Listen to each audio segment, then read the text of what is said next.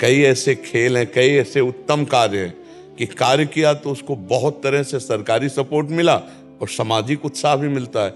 ऐसे स्वर्ग भोगो और इसके बाद यहाँ भी उत्तम कुलों में जन्म और बहुत प्रकाशवान। क्यों? क्योंकि उसने उत्तम कार्य किए और अधम काम किए तो नरक भोगा और यहाँ भी नाना प्रकार की नीच, मनुष्य शरीर में होते हुए भी नीचता की जीवनी भोगना, गलित कुष्ठ है, ये है वो, नाना प्रकार के वो सब जुर्माना भोगना है। इसीलिए देख सुन करके डर जाओ और पाप कर्म मत करो। पाप कर्म करोगे तो अवश्य भोगना पड़ेगा। आप समझ रहे ना? आपको इसमें कोई संशय है? जब यहाँ की सरकार देखो 10 मिनट पाप होता है, 10 मिनट पापाचरण होता है और पूरे जीवन जेल भोगनी होती है और उसका जुर्माना भोगना, और ज्यादा अपराध साबित हो जाए तो फांसी की सजा भी हो जाती है। वैसे सजा वहां भोगो, जुर्माना यहाँ भोगो, आकर के भोगना पड़ता है। अवश्य में भोक्तव्यम कृतम कर्म शुभाशुभ। अभी कानून है, कानून के आगे किसी की चलेगी नहीं। अगर ऐसा होता कि अभी पाप किया अभी दंड मिल गया तो हम भी इसमें सपोर्ट देते हैं कि बहुत लोग सुधर जाते। नहीं सुधर जाते, ये देखो ये पाप किया और ये दंड मिला, ये भाई ये नहीं करना।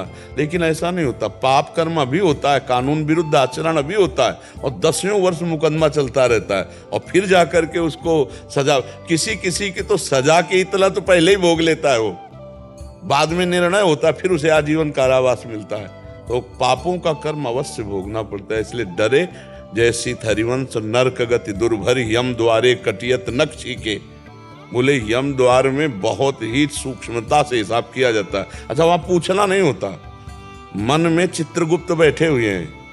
तुम जो सोचा कर्म वो रेखा खींची और जहां सोचकर क्रिया की तो चित्र सहित गुप्त रूप से वो लिख लेते हैं, तुम्हें भी पता नहीं चला।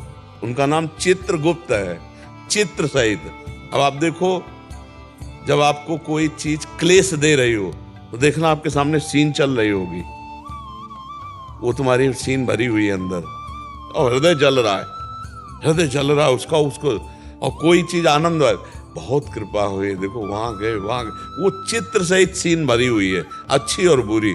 1 सेकंड में वहां हिसाब हो जाता है। जीव की दुर्गति या सदगति क्या निर्णय 1 सेकंड में हो जाता है। इसलिए हर चीज हमारी लिखा पढ़ी हो रही, हमारे अंदर ही बैठे हैं। चित्रगुप्त अंतर्यामी रूप से मन में लिखते रहते हैं और यमराज उसी का हिसाब कर देते हैं।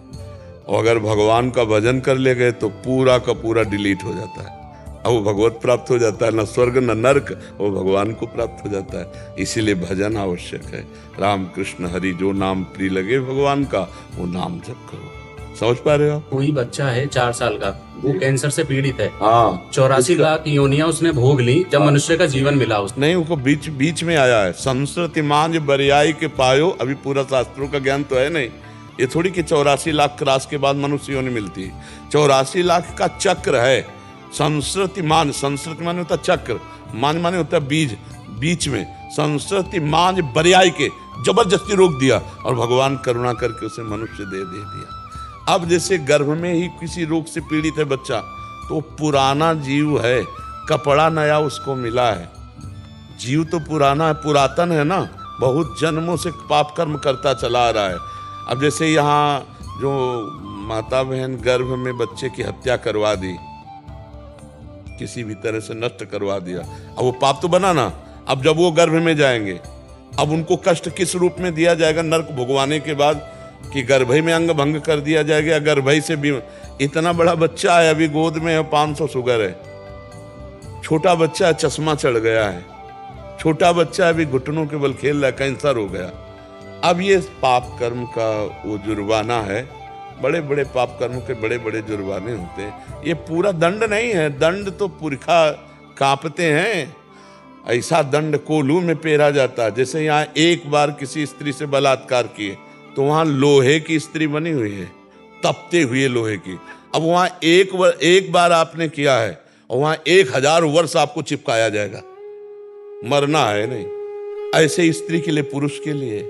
यहाँ तुम आप सूप बना के पी रहे ना, मछली का, इनका ऐसे जो है, वहां कोलू में पेरे जाओगे, वहां काट काट के तुम्हारा ईमान तुम्हें खवाया जाएगा। यहाँ पकोड़े तल रहे वैसे तुम्हें तला जाएगा।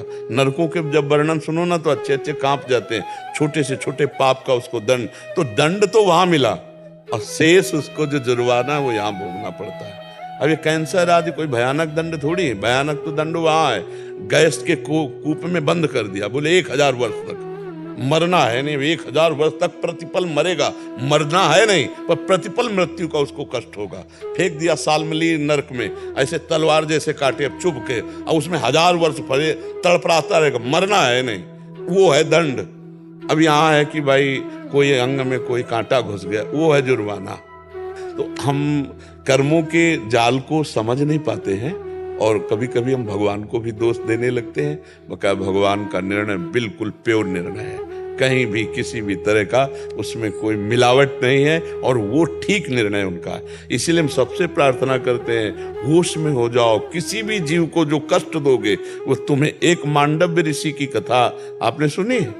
मांडव ऋषि बहुत बड़े महात्मा हुए, तो वो अपने आश्रम में हाथ उठाकर, दोनों हाथ ऐसे उठाकर मंत्र जाप करते हुए समाधिस्थ खड़े थे।